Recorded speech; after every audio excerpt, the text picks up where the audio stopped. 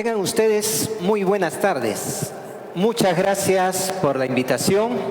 El tema que el día de hoy vamos a desarrollar es el tema del coronavirus en Satipo, COVID-19. Dentro de toda la historia de la humanidad, la historia de la medicina, no ha habido ninguna epidemia, ninguna pandemia con la capacidad de contagio como lo tiene esta enfermedad, denominada COVID-19. Esta transmisión queremos dedicarla a toda la población, a todas las autoridades, a todo el sector salud que viene desplegando una ardua tarea, y además también dedicado a los esfuerzos tanto de las rondas, el serenazgo, la Policía Nacional, el Ejército Peruano, unidos por supuesto al sector, a todo el sector salud. Esta transmisión se realiza a través de Canal 13 en señal abierta, Canal 15, Selva Central, TV Cable y por el Facebook Shirampari TV. Muy bien, ingresamos a esta enfermedad. No hay vacuna y no va a haber vacuna, por lo menos hasta el siguiente año, mínimo hasta el mes de junio del 2022. No va a haber vacuna, entonces tenemos que enfrentarla. No hay tratamiento, no existe hasta el momento un tratamiento que sea directamente activo para eliminar al virus una vez que ingresó al cuerpo. Existen algunos esfuerzos terapéuticos para tratar de poder compensar al paciente y evitar las graves complicaciones que se producen en el cuerpo una vez que ingresó la infección. Siguiente, por favor. Gracias. Hasta el momento, en el mundo tenemos aproximadamente más de 2,5 millones, 2,5 millones de personas en el mundo infectadas. 2,5 millones. Solamente recordamos una pandemia como la gripe española, que más o menos por los años de 1918 y que duró aproximadamente 2 años, 2 años y medio en la distribución de los diferentes países, en la cual aproximadamente 70 millones de personas fallecieron en esa oportunidad. Era más letal que este coronavirus, pero COVID-19, coronavirus, es mucho más, tiene mayor capacidad de contagio. Ese es el peligro potencial para la salud pública que representa esta enfermedad. Entonces, más de 2,5 millones de personas en el mundo, más de 180,000 muertos hasta el día de hoy. Ya a más de 200 países que ha sido reportados el ingreso de este virus. Siguiente, por favor. Muy bien, en una forma resumida tenemos esa cantidad, una mortalidad hasta el momento en promedio aproximadamente de 7%, a diferencia de la gripe española, de la influenza española, que en su momento, en ese entonces, tuvo aproximadamente una mortalidad del 15%. Esto, si bien es cierto, es menos que esa gripe española, pero lamentablemente todos los perjuicios en los sistemas sanitarios y en las economías de todo el mundo, sobre todo de los países altamente infectados, lamentablemente hasta el momento 7% de letalidad. En el Perú, hasta el momento, hasta el día de hoy, 21 de abril 2020, 16.500 casos aproximadamente, con casi 450 fallecidos en el Perú. El dengue, recordemos que en este año, en 3 meses, enero, febrero y marzo, se ha acumulado 7.000 casos, el dengue, 7.000 casos con una letalidad de 0.4%, 28 muertos en todo el Perú, principalmente en los sectores de la selva peruana. Y ustedes verán que si nosotros acá hemos tenido, de repente todos los que estamos acá en algún momento hemos tenido el dengue, y uno siente complicarse, uno tiene un decaimiento, una sintomatología que verdaderamente preocupa para podernos complicar y para podernos morir con el dengue. Una cosa, fíjese que del 0.4% de mortalidad. Sin embargo, en el COVID-19, la mortalidad aproximadamente en los principales países del mundo con un sistema de salud mucho mejor que el del Perú, tiene aproximadamente un 7% de letalidad. Siguiente, por favor. Muy bien, más o menos en forma muy ligera, en Estados Unidos, por ejemplo, 800.000 casos, ya se aproximan al 1.000.000 de casos, y es el país probablemente el más rico económicamente de todo el mundo, pero ya tiene el primer puesto en letalidad con más de 43.000 muertos. Superó a Italia, superó largamente a China y lógicamente que también tiene la mayor casuística con respecto a 8.000 casos con 43.000 muertos en todo este país, Estados Unidos de Norteamérica. Siguiente, por favor. Los síntomas. Esta enfermedad, en algunos casos, aproximadamente de un 10%, no tienen síntomas, cursa con un cuadro clínico asintomático, sin síntomas. Pero también los síntomas más frecuentes asociados a esta enfermedad son malestar general, dolor en la garganta, tos, y en algunos casos existe fiebre. No en todos los casos existe fiebre y además puede padecer esta persona con rinorrea, es decir, con secreción nasal, remedando un resfrío. Y la persona en muchos casos piensa, no, es un resfrío. La diferencia con el resfrío es bastante difícil. Por lo tanto, durante esta epidemia, toda infección respiratoria es sospechosa de coronavirus, COVID-19, hasta que no se demuestre lo contrario, porque es muy importante identificar a los casos sospechosos para poder realizar el despistaje oportuno, necesario para tratar de aislar al paciente y sus contactos. Siguiente, por favor. Muy bien, periodo de incubación. El día de hoy una persona es contagiada con esta enfermedad, con estos virus. El virus ingresa al organismo, como es una enfermedad de tipo respiratoria, es una enfermedad respiratoria, se transmite por vía respiratoria. Como todas las enfermedades.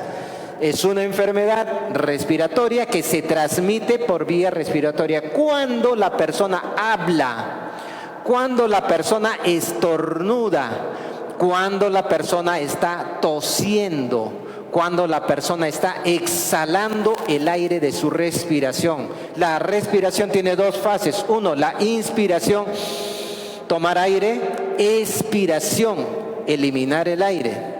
En esta fase de expiración, cuando habla, cuando estornuda, cuando tose la persona, una serie de microgotitas que se llaman las gotitas de flush, ellas son eliminadas en un espacio al frente de la persona que habla, tose, estornuda.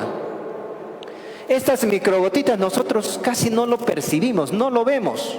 Sin embargo, en cada una de ellas, que son miles de estas microgotitas, tienen una enorme cantidad de virus.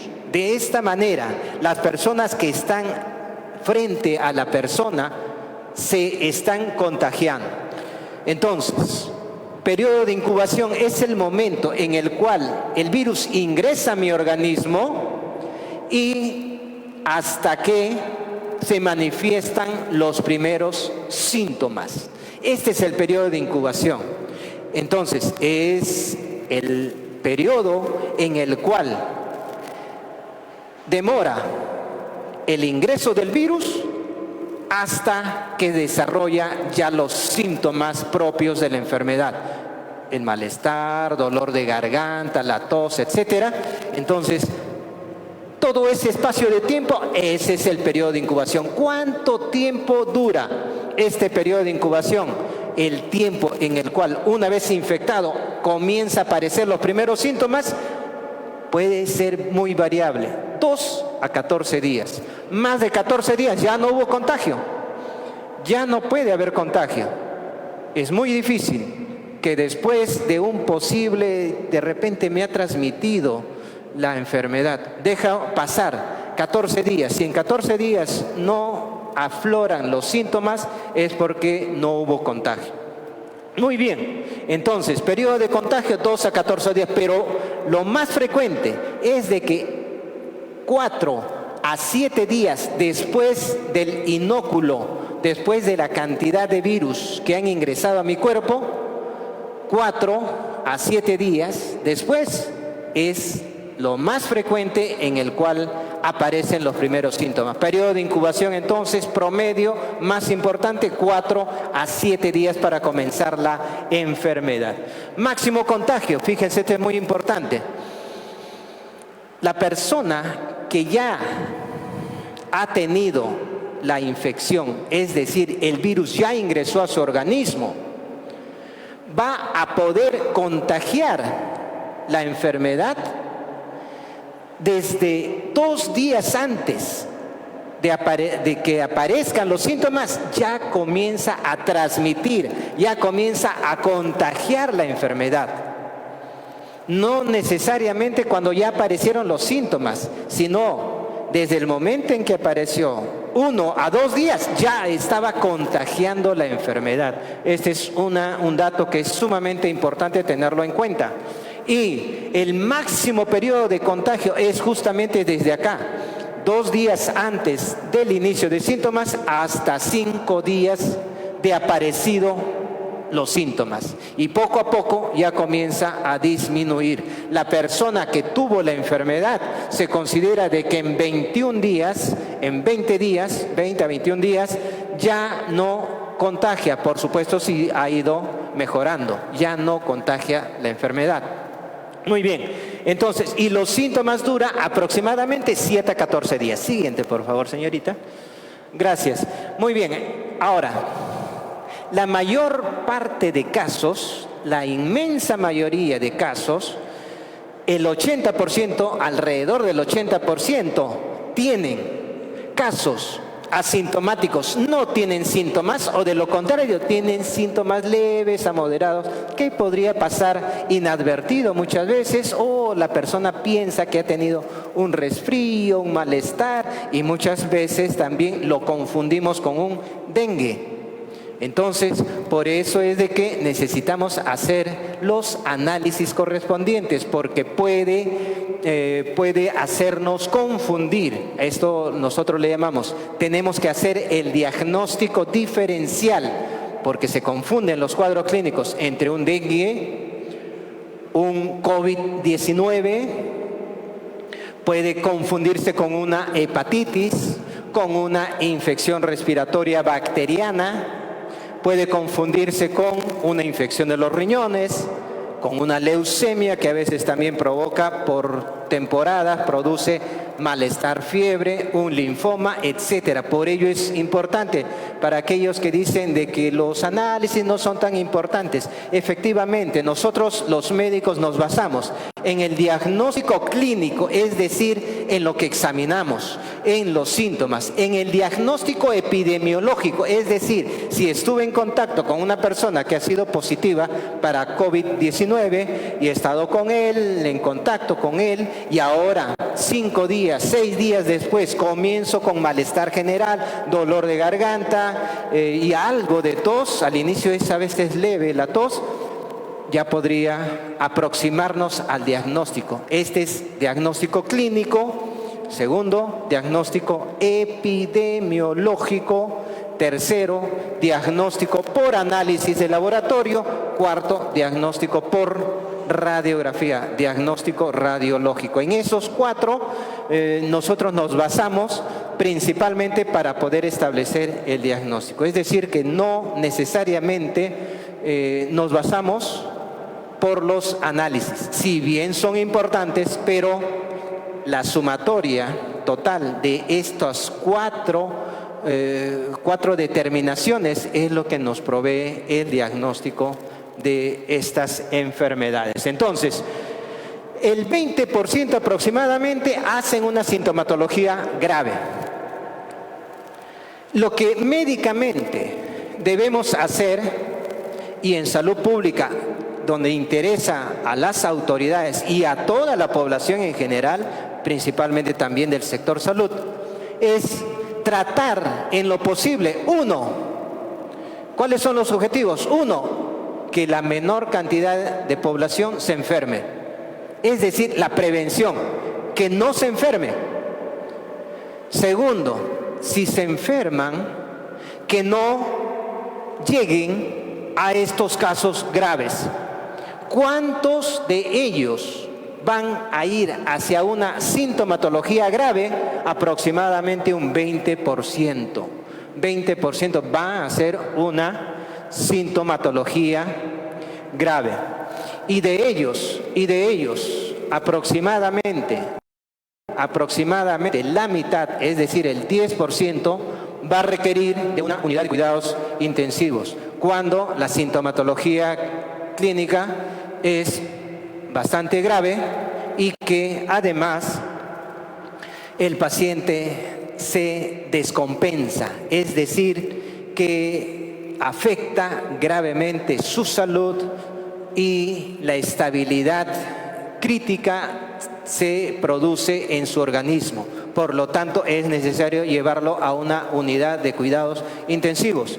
Ahora, pero nuestra intención, lo que más tenemos que hacer nosotros es, en primer lugar, vuelvo a repetir, esto es sumamente importante. 1, la prevención, que no se enferme la población. 2, si se enferman, que no lleguen a la etapa crítica. ¿Por qué? Porque los pacientes que ingresan a una unidad de cuidados intensivos, el mayor porcentaje de los que ingresan a unidad de cuidados intensivos, aproximadamente el 70% de todos aquellos que ingresan a una unidad de cuidados intensivos fallecen, hasta en los mejores hospitales del mundo. ¿Cuánto? Un 70%. Es decir, de 10 pacientes que ingresan a unidad de cuidados intensivos, lamentablemente en promedio en el mundo, 7 de ellos van, lamentablemente, a pesar de todos los esfuerzos que realiza el hospital, el sistema de salud, lamentablemente fallecen. Por ello, vuelvo a incidir, esto es sumamente importante. El objetivo es que la población no se enferme, o se enferme la menor cantidad posible. 2, si se enferma, que no llegue, esto es muy importante, que no llegue a la etapa de gravedad, a este estado de gravedad de la enfermedad. Esto es muy importante. Y esto lo vamos a referir más tarde porque es sumamente importante que todos los esfuerzos de la población, de las autoridades, del sector salud, nos enfoquemos en estos 2 objetivos. que no se enferme la población, y si se enferma, que no llegue al estado de gravedad, porque lo podemos perder con gran probabilidad. La mayoría de pacientes que están intubados, que están con respirador, que lleguen a una unidad de cuidados intensivos, la mayoría fallecen, aunque hagamos nuestro mejor esfuerzo, y en los hospitales, en los mejores hospitales del mundo. Una sintomatología leve e inclusive asintomática, el 20%. Asintomático. Por ello, que a veces hacemos las pruebas rápidas, por ejemplo, habrán notado ustedes en los policías, no tienen síntomas, sin embargo, sus pruebas rápidas salieron positivos. Es decir, que existe muchos casos en los cuales sin ninguna sintomatología ya tienen o ya tuvieron la enfermedad. En esto nos ayuda mucho las pruebas rápidas. Por ahí hay muchos que subestiman la importancia de las pruebas rápidas. Yo no lo creo. Tanto las pruebas rápidas como las pruebas rápidas, las pruebas serológicas, mejor dicho, tanto como las pruebas moleculares son importantes. Los dos, ambos, cada uno de ellos tiene diferente aplicación clínica para poderlo utilizar al máximo la información que ellos nos proveen. Muy bien, entonces si ustedes verán entonces un 80% de pacientes hacen un cuadro clínico sin síntomas, o síntomas leves o síntomas moderados. Siguiente, por favor. Entonces, ¿cuáles son los pacientes, muy importante, que se complican, que llegan a un cuadro clínico grave? Los mayores de 60 años, los que sufren de hipertensión arterial, buenas tardes, los que sufren de diabetes, sobre todo aquellos que están descompensados, los que no se controlan adecuadamente. Entonces, porque un paciente diabético que cumple con su tratamiento, que cumple con sus análisis, que está bien controlado, que está establemente normal, dentro de límites normales, es prácticamente una persona, un diabético, que su organismo trabaja perfectamente. Entonces, pero de todas maneras constituyen un grupo de riesgo. Aquellas personas también que tienen bajas defensas, como aquellos que tienen la multiparasitosis intestinal, demasiados parásitos en su aparato digestivo. En la selva tenemos, es endémica la parasitosis intestinal, la tuberculosis, la anemia, la desnutrición. En todos estos grupos tienen mucho más predisposición para hacer las formas graves de la enfermedad. Igualmente los pacientes asmáticos, los pacientes que tienen obesidad. Buenas tardes.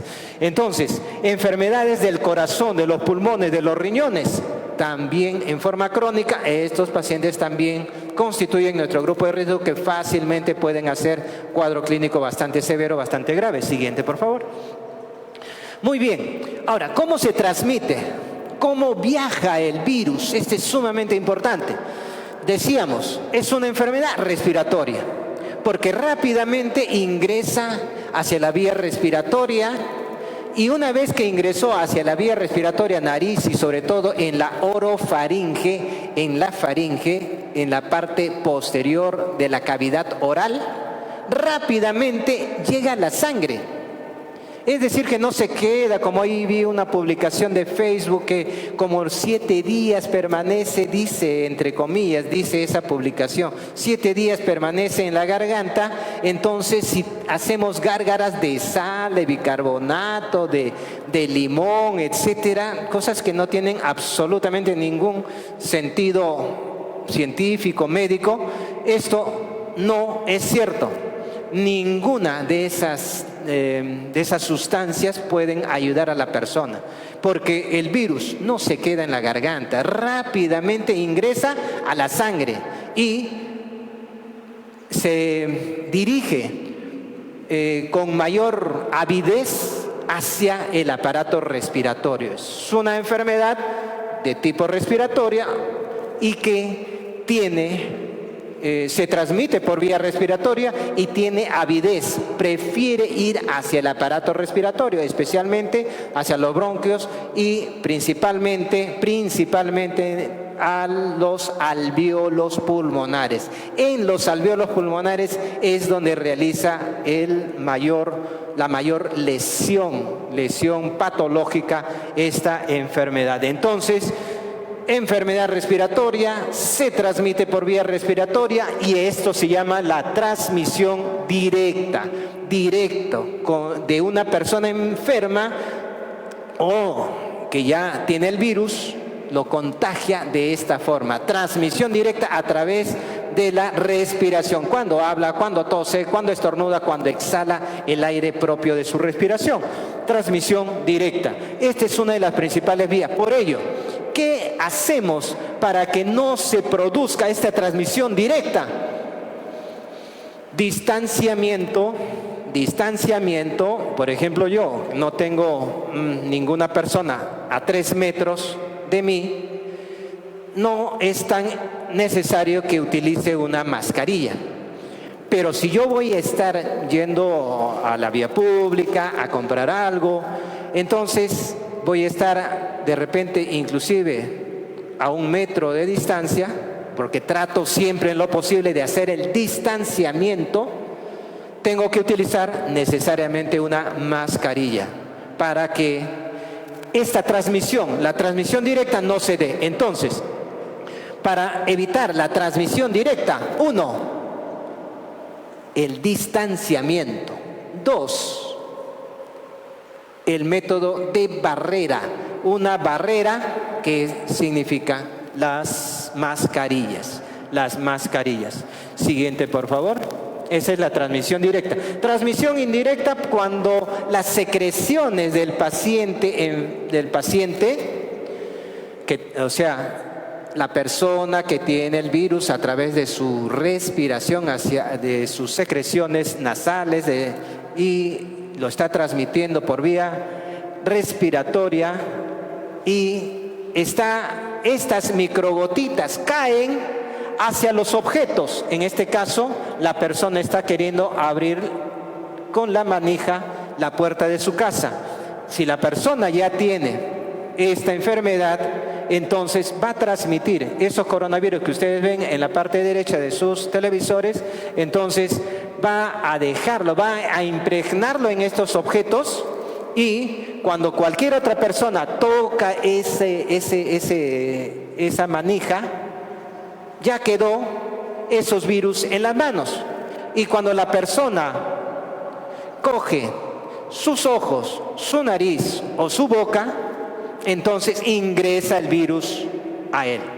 Por lo tanto, la mejor medida, lavado de manos frecuentemente, mínimo 20 segundos con abundante jabón y luego lavarse con agua, abundante agua para sacar. ¿Qué hace el jabón? 1, es el arrastre, es el barrido de todos los virus. 2, la acción misma del jabón. Del jabón. ¿Por qué? Porque el virus tiene un genoma, o sea, tiene carga genética, pero que está cubierto por una grasa.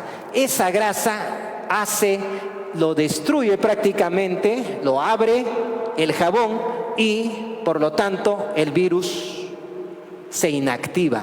El virus prácticamente muere. El virus muere porque se destruye, porque es la acción doble que realiza el jabón. Lo arrastra, lo barre, lo resbala y lo saca de las manos. 2, tiene acción directa sobre la membrana que cubre al virus. Muy bien, siguiente, por favor. Transmisión directa, transmisión indirecta. Y en esta transmisión indirecta, el lavado de manos. Muy importante. Siguiente, por favor. Muy bien, y si estornuda la persona, hacerlo de esta forma, con el codo, de tal manera que todas las gotitas de la secreción nasal y de la saliva pueda contenerse con la parte interna del codo. Siguiente, por favor. Muy bien, ahora estamos ya Ya sabemos en qué consiste este virus, ya sabemos sus debilidades, ya sabemos la gran capacidad de contagio de este virus, ya sabemos cuál es el cuadro clínico, ya sabemos cómo se transmite y cómo aparecen los síntomas en la persona. Ahora veamos, ya aquí, ya conocido esto, ahora sí ya viene la aplicación práctica. ¿Qué hacemos en Satipo para contrarrestar esta epidemia? Ya habíamos mencionado que habían dos objetivos. Uno, que exista la menor cantidad de población que pueda estar afectado por esta enfermedad. La menor cantidad de enfermos. A eso se llama prevención. Muy bien, ahí está. Hay que prevenir, hay que tratar de prevenir. Ya sabemos cómo se contagia, entonces tenemos que buscar todas las acciones que nos permitan que ese virus no ingrese a mi cuerpo. Número 1, prevención, que no se enferme la población. Número 2, diagnóstico temprano. Este es fundamental en salud pública. En epidemiología es sumamente importante el diagnóstico temprano. ¿Para qué? ¿De qué nos sirve de que podamos diagnosticarlo tempranamente? ¿Por qué tenemos que hacerlo tempranamente? Tempranamente significa que cuando, por lo menos, ya aparecen los primeros síntomas, en etapa temprana. No es cuando aparecieron ya después de 5 días, 7 días, 10 días. ¿Por qué? Porque esta persona ya ha estado contagiando a todos sus contactos cercanos, a sus familiares, a sus amistades, a la persona, a las personas, a los comerciantes que han estado conversando con la persona que está contagiada. Entonces, no es bueno diagnosticarlo tardíamente. Es fundamental epidemiológicamente que sea diagnosticado lo más tempranamente posible. Ese es fundamental, diagnóstico temprano. Ahora, ¿cómo hacemos para diagnosticarlo tempranamente? La Organización Mundial de la Salud ha establecido una cantidad de pruebas que se deben hacer para la población de cada país. Esto ya está determinado. ¿Para qué? Para que con la cantidad de pruebas que se realicen, vamos a poder identificar justamente esto.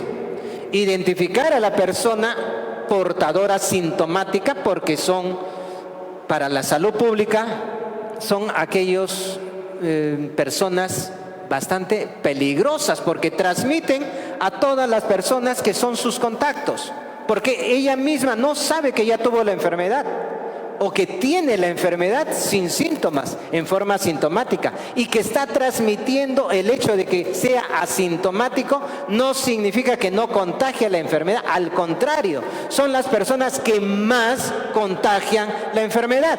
¿Por qué?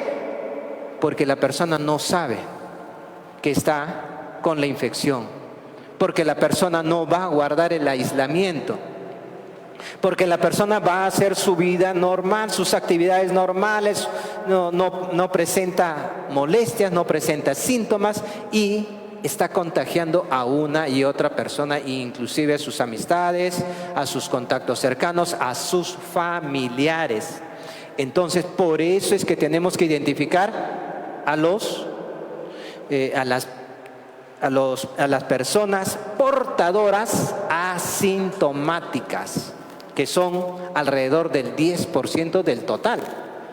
Y tenemos que hacerlo justamente en la cantidad que no lo dice el Ministerio de Salud, no lo dice el sector salud, los médicos, no lo decimos eso, sino la Organización Mundial de la Salud. Y al presidente Vizcarra muchas veces lo ha mencionado. Él dijo, de acuerdo, conforme a los lineamientos epidemiológicos de la Organización Mundial de Salud, el Perú tiene que realizar aproximadamente 12.000 pruebas en forma correcta. Tenemos que hacer 12.000 pruebas al día. ¿Para qué? Para identificar rápidamente a los pacientes con la enfermedad. Para identificar rápidamente el mapa epidemiológico donde se encuentra el virus, para poder realizar las labores de contención, el cerco epidemiológico, para realizar el aislamiento. No podemos aislar a nadie si es que no sabemos de que esa persona porta el virus, de que esa persona tiene la enfermedad, con leves síntomas o con fuertes síntomas. No podemos identificar. La persona cree, no, me ha dado dengue, y muchas veces es COVID-19. Entonces tenemos que hacer el diagnóstico temprano. Una de estas estrategias es realizar las pruebas, los análisis. Ahí, dependiendo de cada persona, de cada paciente, podemos utilizar las pruebas rápidas, aquellas pruebas serológicas, llamadas pruebas rápidas, y en algunos tenemos que utilizar, sobre todo si estamos a pocos días de iniciado el cuadro clínico, tenemos que usar las pruebas moleculares. Entonces, ¿cuánto es lo que dice el presidente Vizcarra? 12.000 pruebas por día. 12.000 pruebas por día. ¿Cuántos somos en el Perú? 32 millones de peruanos, un poquito más de 32 millones de peruanos. Para 32 millones, fíjense, síganme el razonamiento, una regla de 3 simple. Para 32 millones de peruanos, el sistema de salud del país tiene que hacer 12.000 pruebas por día. Para una población de ese tipo, 250.000 personas aproximadamente en la provincia de Satipo, ¿cuántas pruebas debemos hacer? Regla de 3 simple. 12.000 pruebas para 32 millones de peruanos.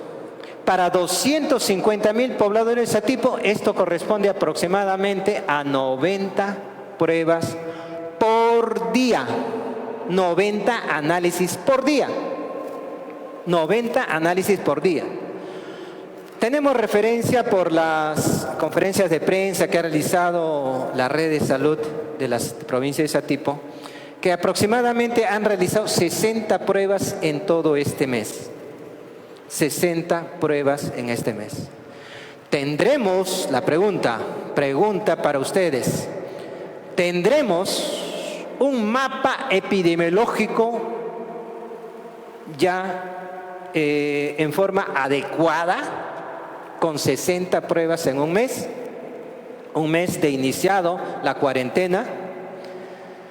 ¿Será posible que los 3 casos en la provincia de Satipo sean las cifras reales que tenemos en la provincia de Satipo con 60 pruebas? Efectivamente, no vamos a tener, con esas poquitas pruebas que se han realizado por diferentes razones, no lo sabemos, no hay sinceramiento. ¿Será porque no tienen las pruebas, no tienen los análisis, o de repente el personal médico no tiene los equipos de protección que son necesarios para que no se contagie?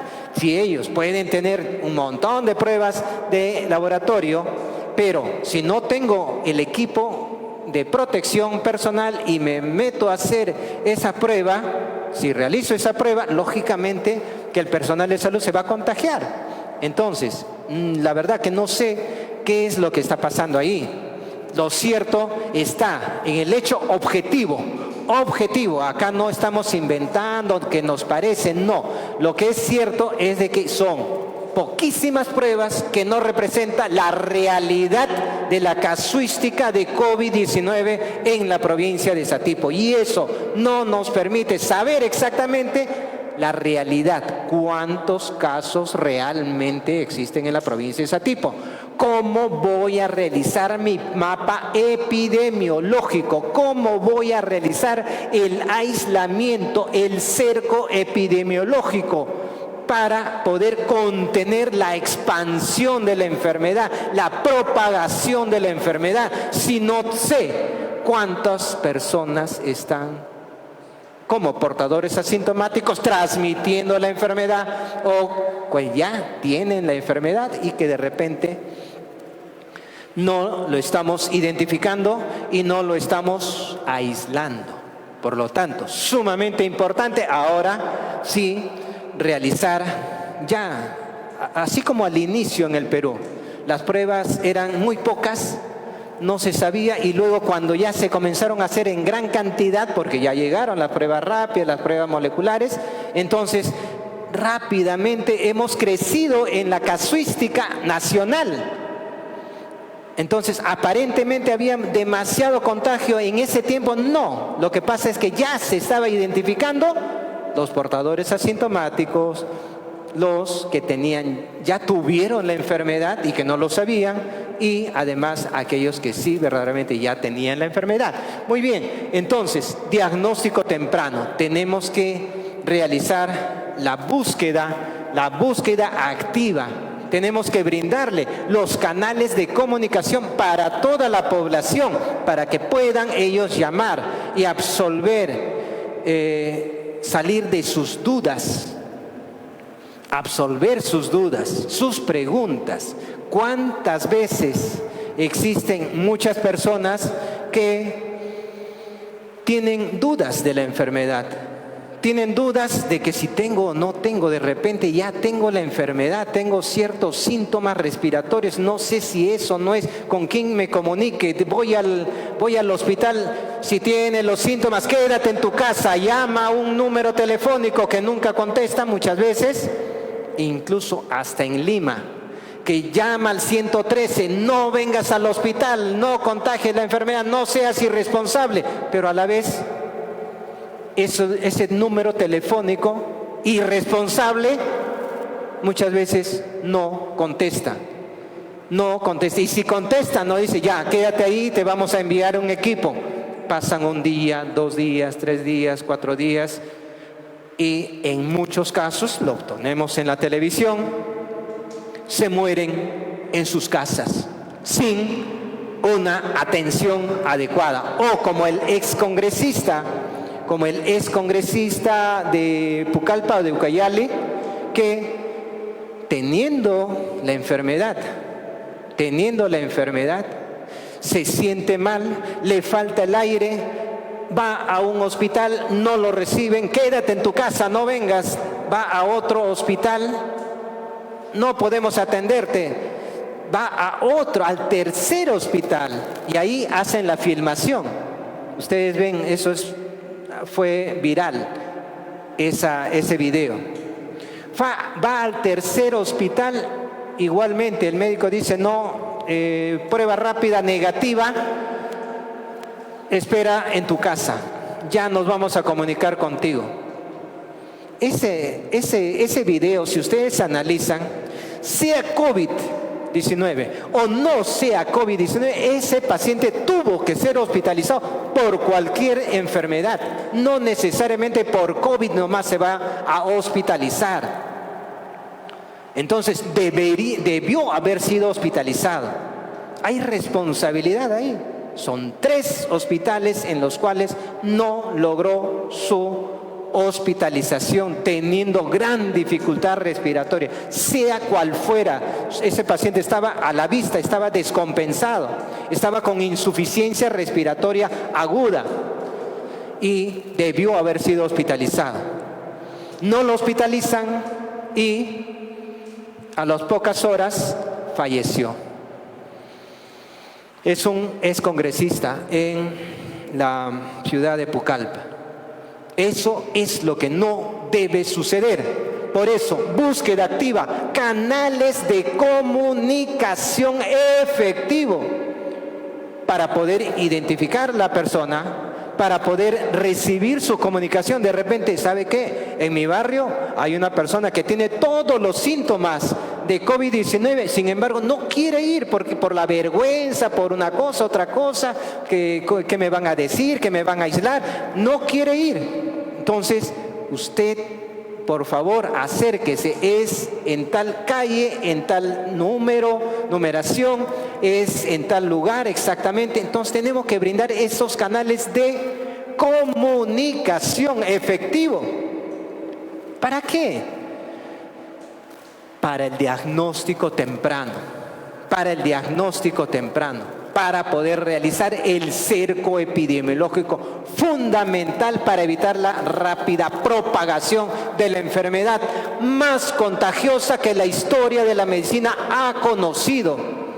Muy bien, entonces esos canales de comunicación tenemos que realizar, la búsqueda activa, los análisis correspondientes. Ahora, si no existen de repente para el personal médico los equipos de protección, que sean sinceros, la demás población organizada, las autoridades, podemos ayudarles a que puedan tener. Lógicamente que el personal no se puede exponer a que si no tiene el equipo de protección personal, ¿cómo lo obligamos a que hagan las pruebas de laboratorio?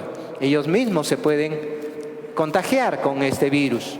Entonces, hay que brindarles el apoyo necesario al personal que realiza un trabajo heroico en las condiciones bastante deplorables de nuestro pobre sistema de salud a nivel nacional, y que ese tipo no es la excepción. Muy bien. Y si no tienen pruebas rápidas, también que lo digan, porque es muy indispensable que, si no lo tienen, hagamos los requerimientos necesarios. Ellos no lo pueden hacer, de repente lo pueden despedir de su cargo, despedir de su labor, etcétera. Pues ahí están las autoridades, está la población, para que pueda en forma organizada y muy respetuosa, por supuesto. Lo que queremos es colaborar con el sistema de salud. No tienen los equipos de protección personal, hay que hacerlo. Ahí están las autoridades ávidas de poder ayudar al personal de salud. ¿Cómo no? Ahí está la población también que quiere sumarse. No tienen equipo de protección, hay que hacerlo. No sé, eso ya nos explicarán de repente las autoridades del sector.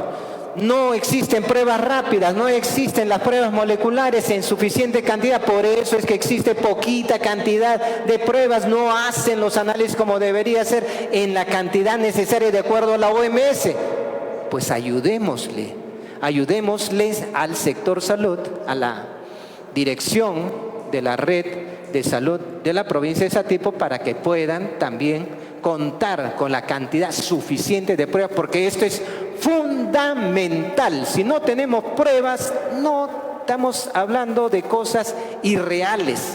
No tenemos la cantidad real de pacientes con la enfermedad ya identificados, ya diagnosticados en la provincia. Muy bien, cerco epidemiológico. Entonces, en primer lugar, prevención, que las personas no se enfermen. Distanciamiento, aislamiento, cumplir con el toque de queda, etcétera, para aislarnos. Ese virus necesita de la persona para poder transportar, para poder propagar, para poder expandir la enfermedad, necesita de la persona. Entonces, hay que realizar la prevención, en primer lugar, y el diagnóstico temprano para los portadores asintomáticos, para las personas que ya tienen la enfermedad, pero en forma temprana, no cuando ya contagiaron a 20 personas que son sus contactos. El cerco epidemiológico, aislamiento y el confinamiento tanto de las personas, por ejemplo, que ingresan y que en otros sitios, Lima, Huancayo, etcétera, que están ingresando, pues tenemos que realizar el aislamiento, porque de lo contrario son las personas que transportan al virus, porque ellos no respetan el distanciamiento, generalmente son irresponsables en su conducción, entonces en sus conductas sociales, entonces son los que transportan. Y en el primer grupo de personas que estaban yendo, creo, a Huancavelica, a Huancayo. Se hicieron las pruebas de laboratorio y arrojó, recuerdan ustedes, un 40% de las personas que se estaban trasladando fueron detectadas positivas de la enfermedad. 40%. ¿Ven ustedes lo importante? Entonces, estas personas tienen que brindárseles un centro de aislamiento, un albergue transitorio, con su cama, con sus facilidades, con su comida, para que puedan estar ahí hasta que pasen los 14 días. Eso es el cerco epidemiológico y vigilancia epidemiológica para todos los casos que ya se identificaron o que han sido diagnosticados, pero que no solamente nos interesa del caso diagnosticado, sino que no transmita la enfermedad. Es decir, que realice un aislamiento y una vigilancia, incluso diaria, para que se verifique que no se esté desplazando. Porque si no hace este aislamiento domiciliario o en los centros de aislamiento, la enfermedad va a seguir incrementándose día a día. Siguiente, por favor.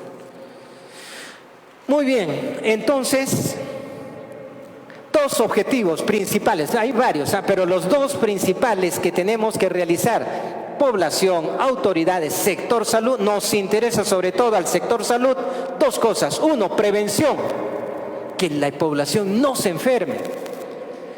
Por ahí se dijo de que todos los peruanos, tarde o temprano nos vamos a enfermar. No necesariamente. Ninguna epidemia ha infectado al 100% de pobladores de un país. Ninguna. De tal forma que no necesariamente toda la población, el 100% de pobladores nos vamos a infectar en un lapso de un año. No es así. Tenemos que tratar hacer nuestro mejor esfuerzo para, uno, que no se enferme la población. Dos, si se enfermó, hay que tratar de hacer el diagnóstico temprano. La población, tenemos que asumir que cualquier persona puede ser portadora del virus. Por lo tanto, tenemos que hacer el distanciamiento, no estar en una distancia, valga la redundancia, menor de 1 metro, porque ahí ya nos está transmitiendo los virus dentro de todos los gérmenes de infecciones respiratorias. Y en este caso, COVID-19 nos está transmitiendo. Por eso el distanciamiento social para todas nuestras actividades. ¿Dónde se realiza más la transmisión? ¿Dónde no se respeta el distanciamiento? Principalmente en los mercados. Mucho cuidado. Segundo lugar, en los lugares de trámites documentarios, en todas las oficinas públicas y privadas donde están realizando sus trámites, bancos, etcétera. En Lima, en el metropolitano, hubo un tiempo que por ahí, como van bastante hacinados en estos buses, ahí la propagación ha sido bastante grave. Entonces, ha sido bastante prolija. Entonces, distanciamiento, el aislamiento para las personas que ingresan, el aislamiento para los portadores asintomáticos, aislamiento porque están contagiando la enfermedad, el aislamiento para las personas COVID-19 positivas y también para este diagnóstico temprano es necesario hacer los análisis, hay que realizarlo conforme nos lo explica la Organización Mundial de la Salud, los análisis necesarios en suficiente cantidad para sincerar la casuística, para poder hablar de cifras reales y además brindar canales de comunicación. ¿Cuántas personas tienen dudas acerca de su propia salud? Tienen dudas de cómo se contagia, no comprendieron alguno de ellos. Por ejemplo, ayudan, por ejemplo, los guantes. Están preguntando mucho los guantes. Los guantes ayudan para protegernos, para proteger a la persona que la usa. A la persona que la usa. Pero, por ejemplo, si exigimos, por ejemplo, a un comerciante, por ejemplo, ya pongamos, del mercado, señora, tiene que ponerse guantes. Con esos guantes nos garantiza que no transmita la enfermedad. No, ¿por qué? Porque con esos guantes está recibiendo el dinero, está guardándolo en su caja, está buscando el cambio, está entregándole el cambio, está utilizando una serie de herramientas, instrumentos, etcétera, para su trabajo diario. Es lo mismo que nada. Pero, por ejemplo, sí, los guantes sí protegen, por ejemplo, para cocineros que solamente se dedican a manipular los alimentos. Eso sí ayuda. Perfecto. Pero si con esos mismos guantes se está realizando alguna otra actividad, que veo mi celular y sigo realizando la labor de la manipulación de alimentos, no ayuda. No ayuda. Guantes solamente para eso, exclusivamente para eso. Y eso a las personas, al resto, las protege siempre y cuando no, con esos guantes no esté cogiendo otros objetos, no esté cogiendo el dinero que también transporta los virus, las monedas, etcétera. Entonces, de esa forma, para las personas. Claro, a la persona que está usando el guante sí le protege para ella sí le protege, porque después terminó de su trabajo, saca los guantes, los elimina sanitariamente, perfecto, luego me voy a lavar de todas maneras, ahí sí, la protección es para ella, pero para sus usuarios, para sus compradores, no le está sirviendo. No le está sirviendo. Entonces, eso hay que tenerlo muy en cuenta. Cosas como esta, la población tiene muchas dudas. Igualmente, las cámaras de agüita con lejía, realmente ayuda, desinfecta. Tenemos que tener para esto la epidemiología, cómo se transmite. ¿Dónde hemos dicho? Transmisión directa. 2, transmisión indirecta, principalmente las manos. Perfecto, lo que muy bien están haciendo las municipalidades, en coordinación con el ejército, la policía, lavarse las manos, excelente.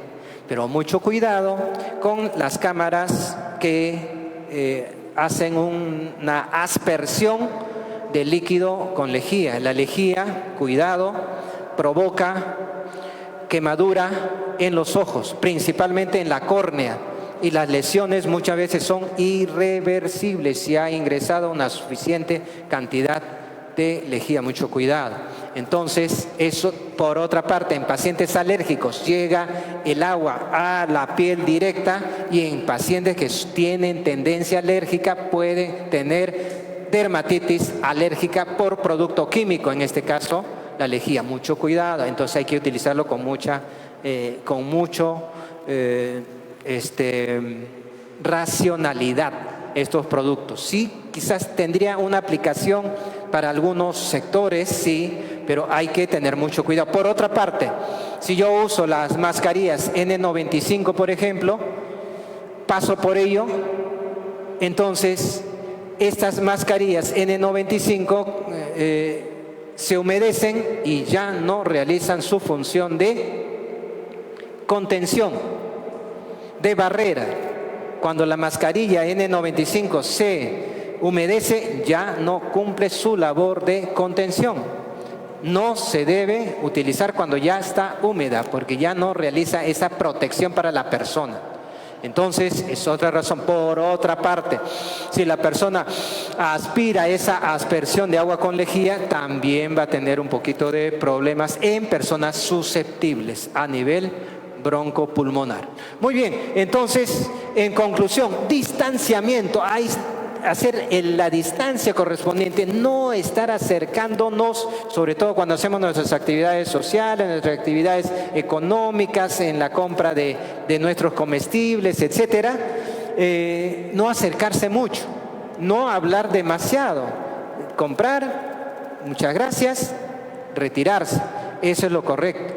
Distanciamiento, aislamiento, diagnóstico temprano. Hay que realizar la suficiente cantidad de pruebas necesarias, como lo hemos indicado, y poner al servicio de la población los canales de comunicación. Tendremos un celular, un lugar donde nos puedan dar la información. ¿Sabe qué?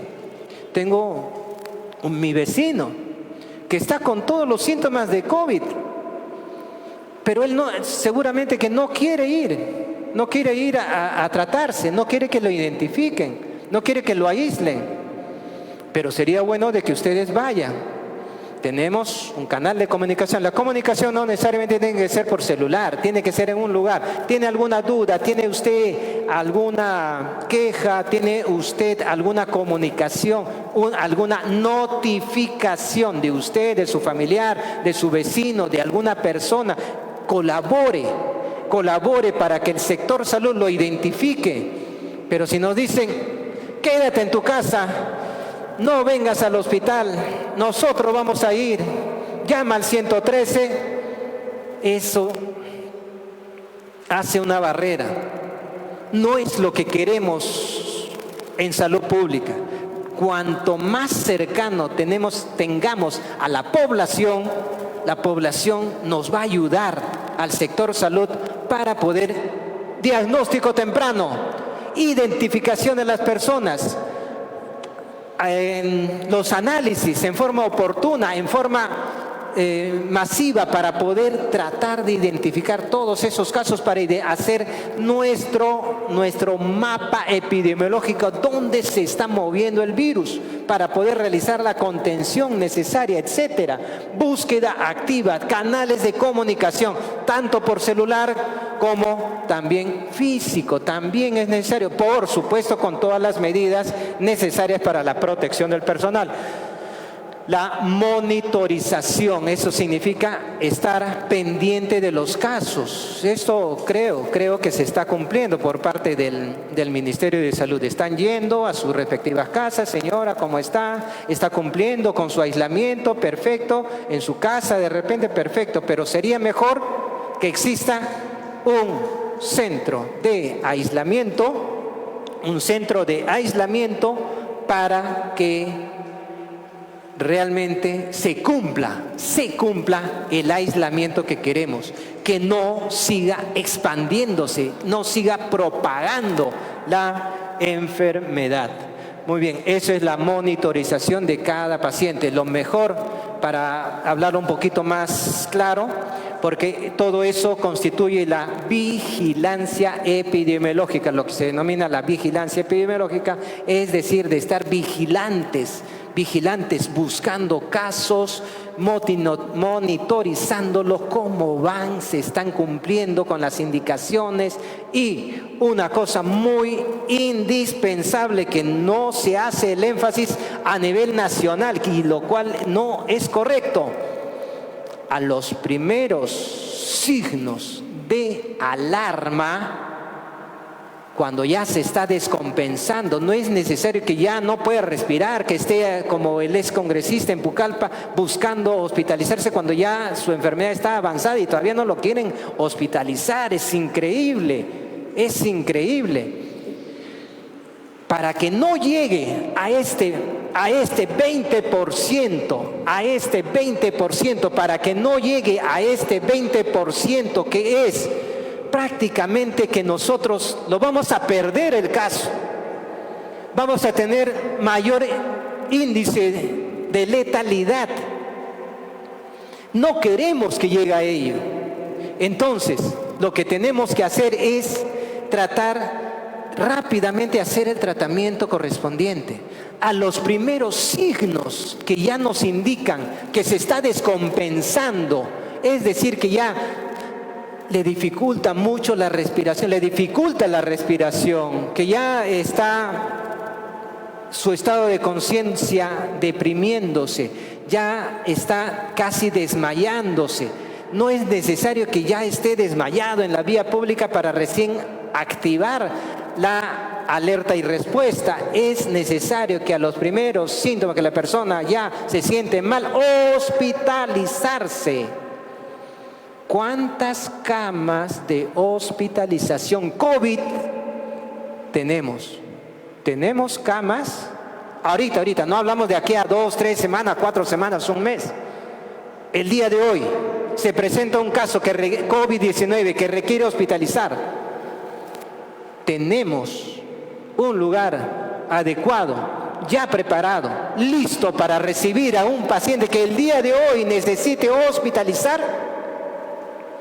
Pregunta para la dirección de la red de salud de ese tipo, con la mejor intención, porque si no lo tienen, el lugar donde estaban queriendo realizarlo de repente está muy cerca del resto de pacientes, del resto de personas gestantes que están atendiéndose su parto, que están en trabajo de parto, de repente están muy cercanos. Necesita realizarse en otro lugar, y efectivamente se está haciendo en otro lugar, pero ¿cuándo? Eso ya debió haberse preparado con anticipación. ¿Cuántos meses tenemos? Ya el gobierno regional ya ha tenido su presupuesto regional y hasta el día de hoy no está terminado. El día de hoy existe un caso de COVID-19, está listo para poder irse a un lugar, ya está destinado. Tenemos un hospital COVID-19, ahí está, este es un hospital enteramente dedicado, a un centro de salud enteramente dedicado a COVID-19. Aquí tienen que recurrir todas las pacientes que están con COVID-19 y que requieren hospitalizar. ¿Tenemos actualmente? ¿Cuál es la respuesta de la red de salud de ese tipo? ¿Cuántas camas tenemos ahí? Tenemos 1, 2, 3. ¿Cuántas tenemos? Van a tener, sí, 10 en el ambiente en que están construyendo. Y muy bien, perfecto. Muy bien que lo hagan. También tienen ustedes, me estoy refiriendo a la red de salud de Satipo, dependiente del gobierno regional, ya han tenido el ofrecimiento del señor alcalde del terminal terrestre. Ya lo están ejecutando, ya está listo para que cumpla su labor. ¿Qué labor va a cumplir ahí? Exactamente, es para los casos aislados que vienen de Huancayo, de Lima, no se sabe. O es para los casos ya diagnosticados COVID-19 positivo y que requieren aislar, de repente ahí se va a hacer, o ¿para quién? La verdad que eso lo desconocemos, de repente por falta de información, pero eso es lo que no debe pasar. Tiene que haber información en toda epidemia. Cuanto más información se tenga, es mejor para evitar todas aquellas especulaciones. Entonces, un llamado a que las autoridades, principalmente de salud, realicen esa información adecuada para que la población se sienta segura. Tenemos un hospital COVID-19 que queda en tal sitio, ahí tengo que ir cuando ya tengo problemas que requieren hospitalizar en el transcurso de mi enfermedad, o de lo contrario. Sé de que tengo canal de comunicación, tanto por celular. Yo sé qué número de celular puedo recurrir para cualquier ayuda, para cualquier duda, para cualquier notificación de un paciente, sea de mi familia o sea de mi vecino, sea de mi comunidad, etcétera. Entonces, tenemos esto y además tenemos ¿cuántos balones de oxígeno para dar oxigenoterapia? ¿Cuántos balones de oxígeno tiene el hospital donde se van a llevar a los pacientes? ¿Cuántos tenemos? Los 10 camas, que es el lugar donde ellos dicen en la parte posterior del pabellón de hospitalización, en el Hospital Manuel Igaracaqui, van a ingresar, dice, 10 camas. Las 10 camas ¿serán suficientes? ¿Serán suficientes? Tenemos, si por si acaso ya se llena estas 10 camas, ¿tenemos otro lugar acondicionado para poder ofrecerles hospitalización a la persona? ¿O vamos a hacerlo cuando ya se saturó eso? ¿Vamos a tenerlo en el pasillo? ¿O vamos a tenerlo en el jardín del hospital? Son cosas que ya se debió haber preparado con anticipación. Ya debe haberse establecido correctamente y no dar lugar a estas dudas razonables. ¿Tenemos monitores? ¿Cuántos tenemos? ¿Tenemos ahorita o vamos a gestionarlo para que de repente llegue de aquí a un mes? Todas esas interrogantes tenemos. Y la hospitalización es sumamente importante que se realice oportunamente cuando el paciente no está demasiadamente grave. Si se realiza la hospitalización cuando el paciente ya está demasiadamente descompensado hemodinámicamente, entonces esta persona tiene mucho más posibilidades de ser de formar parte de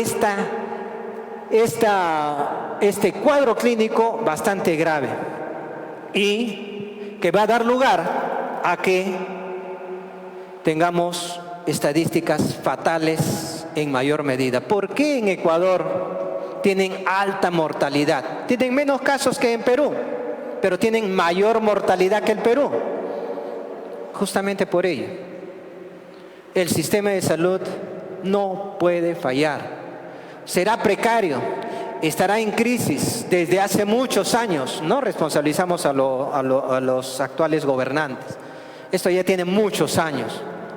Olvidado, con un 2.3% del PBI, que es absurdo, que es irrisorio, y por eso tenemos la calamidad en cuanto a las infraestructuras, a los equipos, a todos los materiales en todos los hospitales, en todos los establecimientos de salud en forma general. Esto tiene que cambiar. Ya es el momento de pensar en la salud, pensar en la vida, pensar en la educación y no dejar que la gran parte del presupuesto estén solamente para otras obras que muchas veces se confabulan con la corrupción.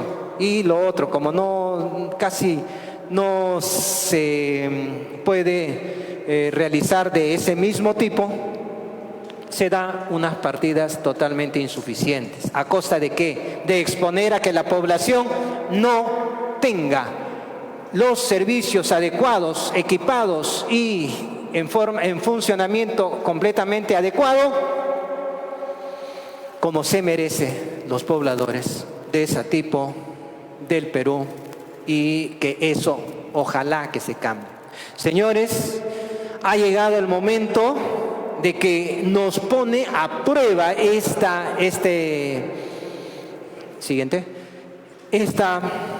pandemia, esta epidemia en el Perú. Nos pone a todos los peruanos, nos pone un gran reto.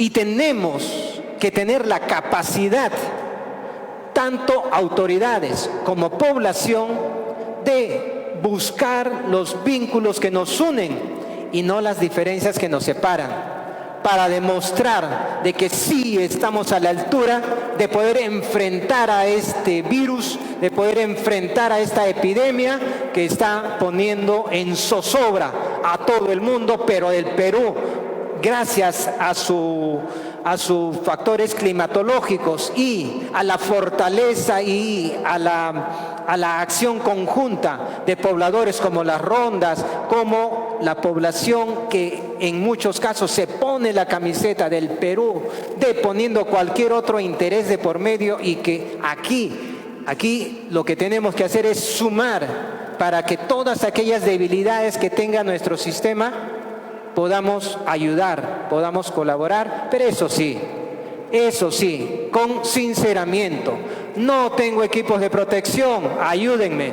No tengo pruebas, suficiente cantidad de pruebas, ayúdenos a conseguir. Yo no me puedo enfrentar porque luego me van a votar, me van a destituir, etcétera. Tengo temor de pedir a mi jefe de la región.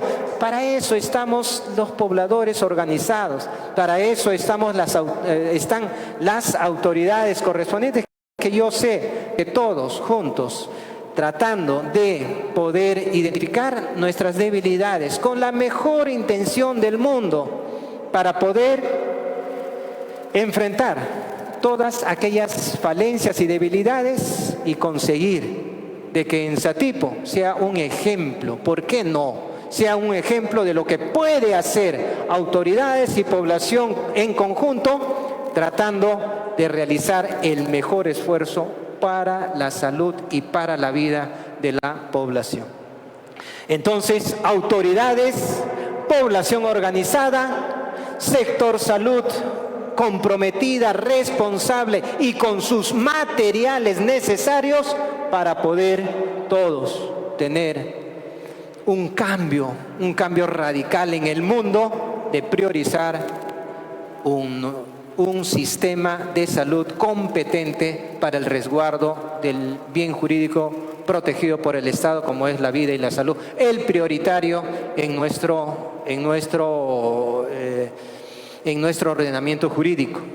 Tenemos que darle cabida a este derecho de la población, que tengan los sistemas de salud acordes con las necesidades que el reto, que la historia nos ha puesto y que ahora todos tenemos que entrar a la cancha a jugar. Ya no hay tribunas, acá todos somos importantes, acá dependemos todos, no solamente digo, no, yo voy a cumplir con mi cerco epidemiológico, voy a cumplir con mi confinamiento, mi aislamiento, mi toque de queda, no es suficiente, porque si el vecino ya se contagió, va a estar contagiando y nos va a llegar.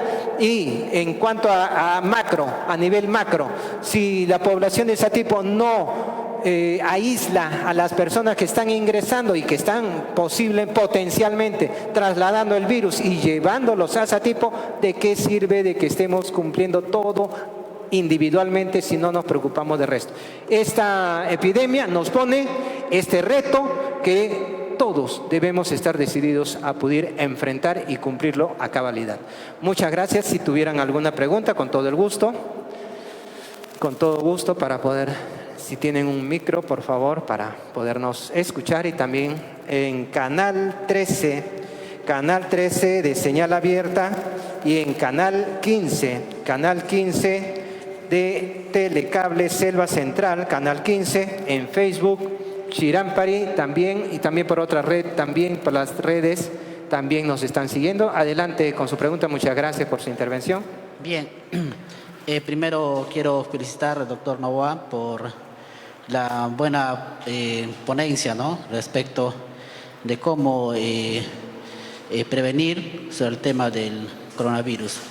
Bien, la pregunta es esta: las pruebas rápidas que se está haciendo, ¿qué tan confiable es? Porque lo que tengo entendido es de que el ex congresista que falleció de la región de Ucayali, le hicieron la prueba rápida y salió negativo.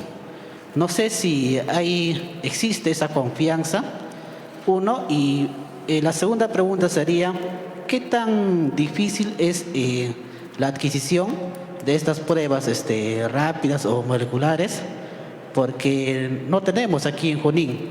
Tienen que todavía enviar, creo, los casos hasta Lima, y eso demora mucho. Muchas gracias.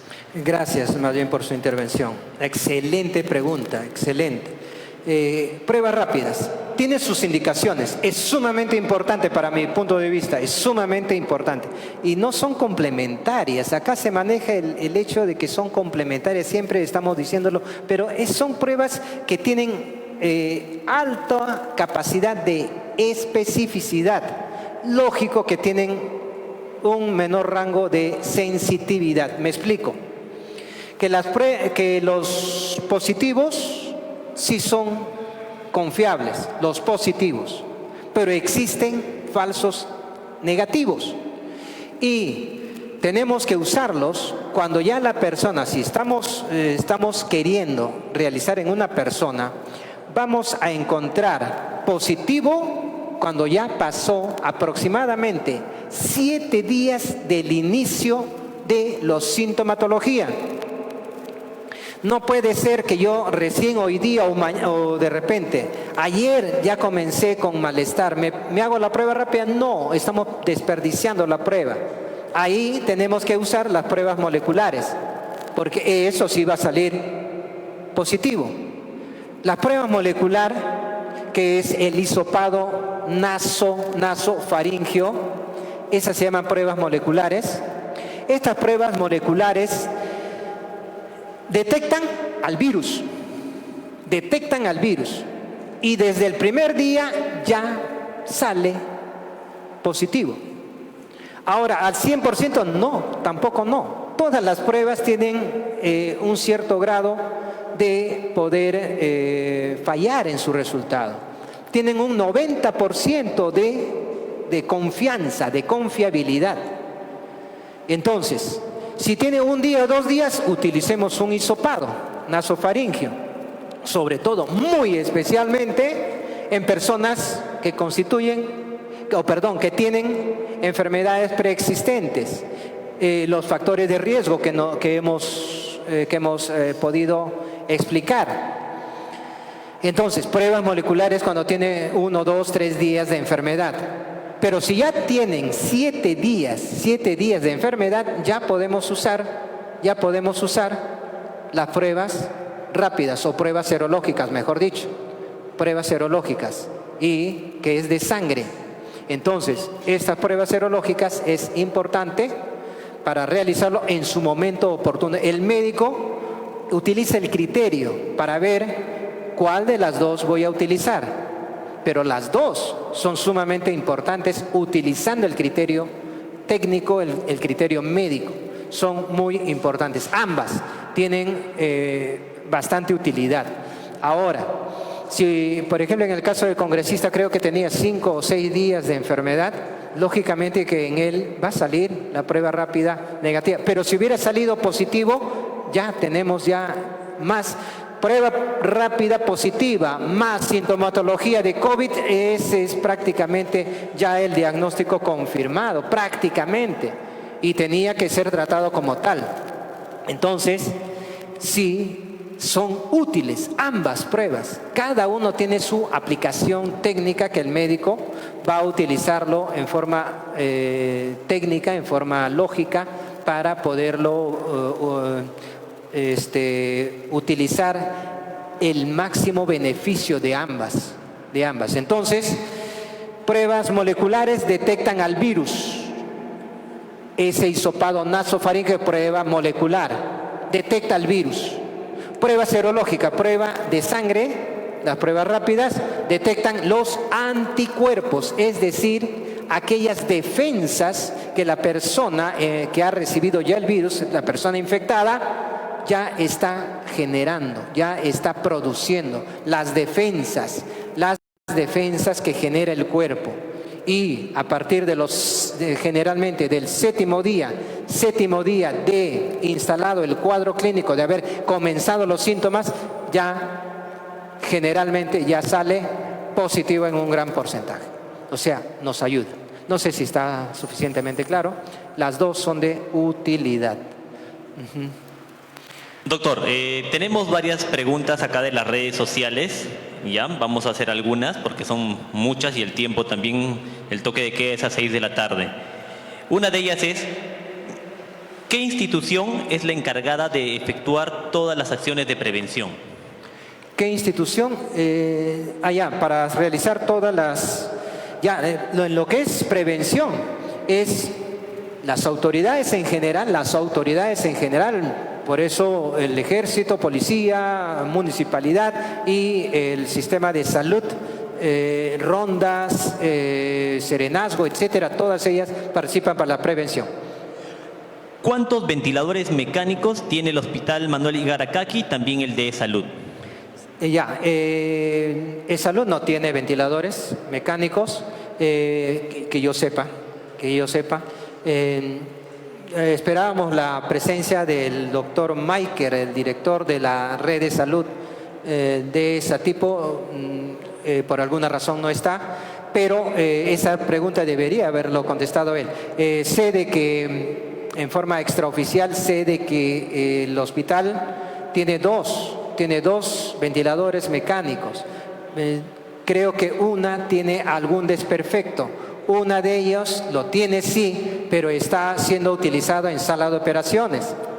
Entonces, en conclusión, para COVID-19, creo que algo escuché que el doctor Maiker decía de que van a llegar. Entonces, ese ventilador mecánico tiene que quedarse en sala de operaciones. Es sumamente importante que esté ahí en sala de operaciones para otras patologías, ¿no? Y para COVID-19 deberíamos tener eso, ¿no? Doctor, en el hospital de Satipo, por X motivos, si no me hacen los análisis del COVID-19, ¿dónde podría hacerme estas pruebas? No, es el MINSA el único ente que está en la responsabilidad de realizar los análisis. También sé de que lo han dado, lo ha distribuido, lo ha descentralizado también a eSalud, para los pacientes asegurados. En eSalud pueden hacerse también las pruebas rápidas, pero creo que no tienen las pruebas moleculares en eSalud, que deben ser proporcionadas por el MINSA, por la dirección de la red de salud de Satipo, ¿no? Entonces, y ellos son los únicos, no hay otro centro, por lo menos acá en Satipo, que tenga esas pruebas, ni las pruebas rápidas ni las pruebas moleculares. Solamente MINSA, Ministerio de Salud, y eSalud. Doctor, continuando con las preguntas de las redes, nos dicen también qué medicamentos pueden contrarrestar esta enfermedad. Perfecto, muy bien, excelente pregunta. Existe tanto la citromicina como la hidroxicloroquina, acitromicina como la hidroxicloroquina, pero esto tiene que ser hospitalizado bajo monitorización por los efectos bastante graves que pueden generarse en la persona con la enfermedad y que está utilizando este tratamiento. Es una terapia experimental, es una terapia que ha sido aprobada para su uso por la Organización Mundial de la Salud, pero todavía está siendo evaluada en sus resultados y que necesariamente tiene que hacerse hospitalizado. No puede ser que estoy con síntomas, para prevenir me voy a tomar esas pastillas. No lo hagan, porque puede producirse efectos graves en la persona. Hasta el momento en el hospital, ¿cuántas pruebas se han realizado y cuántas pruebas más tenemos? Sabemos por conferencia de prensa de que el doctor Maiker Morales ha mencionado que han realizado 60 pruebas y que son 3 casos positivos. ¿Cuáles son los síntomas de la enfermedad y también si existe alguna vacuna? Ya hemos mencionado principalmente dolor de garganta, tos, malestar general. En algunos hay secreción nasal, no siempre, generalmente produce también fiebre, pero no en todos produce fiebre. Bueno, estas son Vacuna las preguntas no de las redes sociales, doctor. Vacuna Más bien, muchísimas gracias por la ponencia.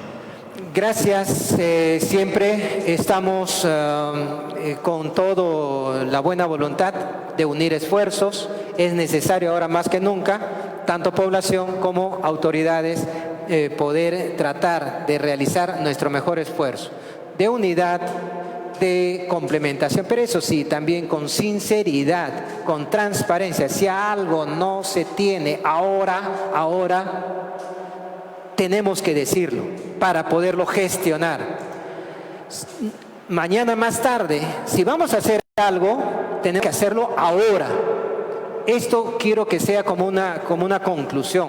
Si algo tenemos que hacer para solucionar los defectos o las cosas que no tenemos, aquellas falencias que todavía tenemos, si algo tenemos que hacer, hagámoslo ahora. Si nosotros queremos hacerlo, no cuando se presenten los casos en 2 o 3 semanas, vamos a estar en la misma situación, Dios no lo permita, en la misma situación que Ecuador, que Italia y España, que con sistemas de salud, España, Estados Unidos, Italia, con sistemas de salud mucho mejores, de los mejores del mundo y con gran poder económico, no han podido contener por hacer las cosas muy tardíamente. Ahora es el momento de hacer algo y hagámoslo, buscando la unidad y buscando complementar al sistema de salud, que es necesario pues que todo esto tenga tanto el equipamiento, materiales, personal, etcétera, en las mejores condiciones, pensando en la salud y en la vida de la población. Muchas gracias, siempre a sus órdenes para cualquier eventualidad. Muchas gracias.